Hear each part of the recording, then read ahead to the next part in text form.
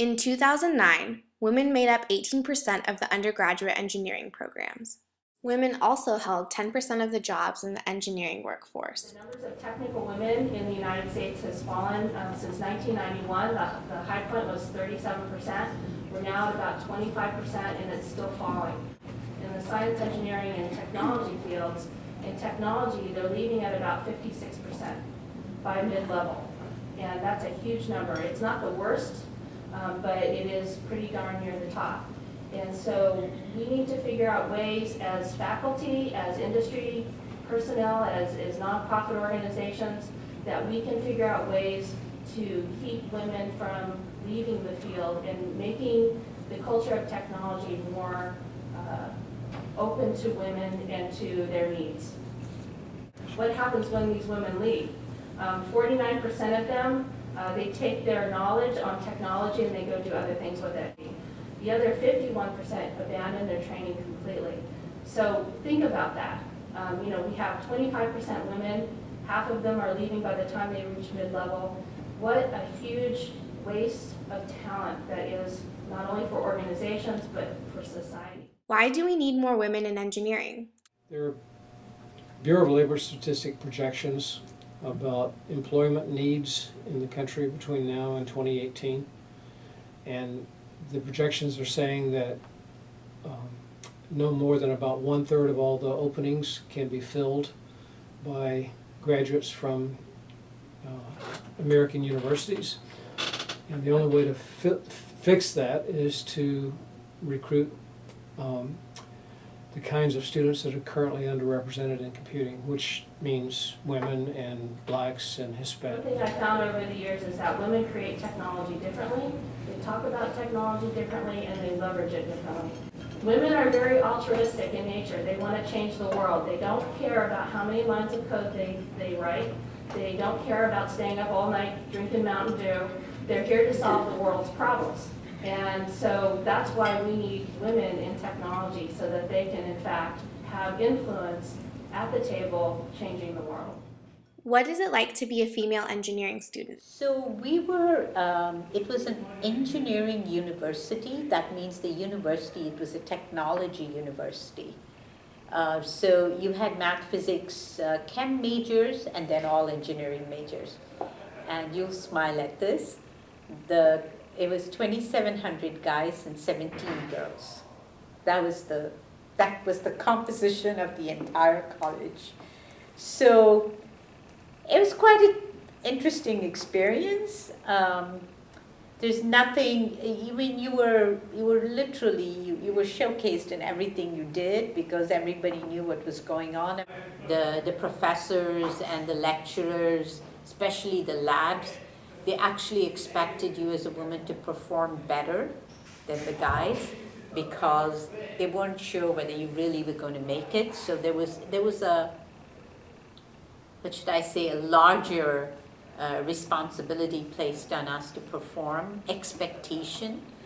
Also, people just were not used to having women in engineering, so there were a group of the students who made life quite difficult for us. Sometimes I get this feeling like I need to represent all of women engineering in my, if it is a class where I'm the only girl, I need to sound like I know what I'm doing, and I need to know what I'm doing, and get the best grades, and I'm the only one representing the girls right now. What is it like working in industry? In the division I worked in, I was the first female engineer. And at the first division, at my first product review, we had to take it to the cafeteria, because the usual review rooms couldn't accommodate everybody. Everybody in the engineering lab decided that they would attend the product, even if they had nothing to do with the review, because it was the first female engineer. I had an internship here on campus through the robotics lab, which was interesting. I got to help work on the underwater robots. And the thing about the robotics lab, you do notice that it is mainly guys. And I think there's 2 girls working in the robotics lab, but that's it. And whenever there's a tool-related activity, I feel like it goes to the guys. They're just people just assume they know how to handle it. What programs exist for women engineers? We is the Society of Women Engineers, and it's a non-profit professional organization that's now international. And how it works is there are professional sections and collegiate sections, and each of those is made up of women engineers. You can also have guys too. It's not solely for women. It's also for those who support women engineering. And the society mostly works with promoting women in technology and engineering, and they do so by providing opportunities for professional development, networking, fun activities too that make people want to be engineers, and also a lot of outreach to high school and college, elementary school, any girl who might be interested in pursuing a career in the sciences or engineering, or even someone who might not have realized that passion that could be in engineering. We get around like 30 girls to come to campus once a month in winter and spring, and we just do fun engineering activities. We try to get a professor to come maybe help out with activities so the girls can interact with an engineering professor. We always provide lunch, which is a good chance for us, the SWE officers, as well as SWE general members, who we always get to volunteer. And then just like having the girls talk to our SWE members and officers, they get to just learn not only about engineering, but also about what it's like to attend Santa Clara and be a woman in engineering. NSF grant was to provide scholarships for students to study in computing, and that particular program intentionally targeted all underrepresented types of students in computing, such as women and blacks, Hispanics, American Indians, etc. The third NSF grant was to train teachers on a new introductory course in computer science so that we could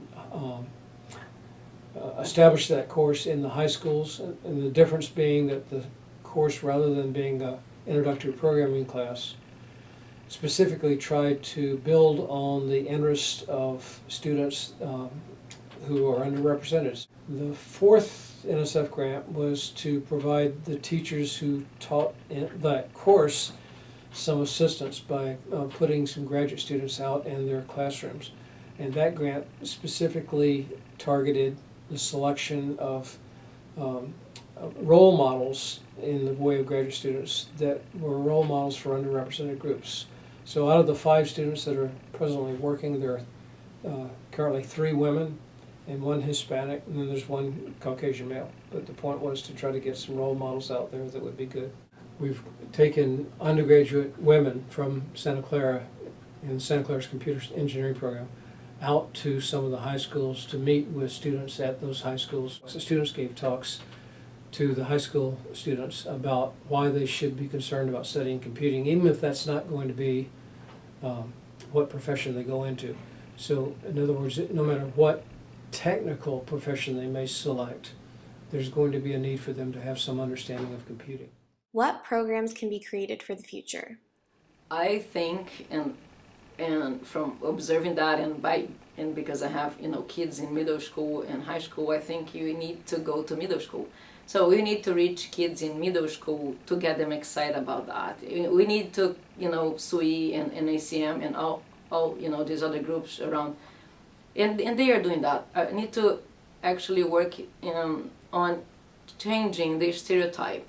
So making engineering and science like interesting and fun and creative careers that are awesome, and we need to do that early, before the students reach high school, because then it's really hard to actually change the whole perspective. So middle school is where most of the effort should be done, where you actually should get the girls involved into activities that will make them more excited about science, I guess. I still believe that we need special programs because the network doesn't work very well. There is still the network of sort of the boys' network, and you have to break into it.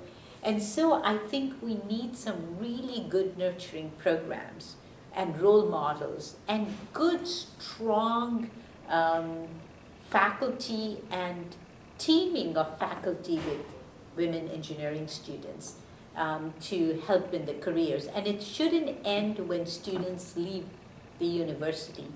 I think the time at which the hardest time for women in engineering, after they've been worked as engineers for somewhere between 8 to 10 years or 7, 8 years, something in that time. That's when they have difficulty advancing, they find that there are, the quote, the glass ceiling, things like that, and then to have some good mentoring and to mentors and to work together with them, I think would really advance women engineering a lot.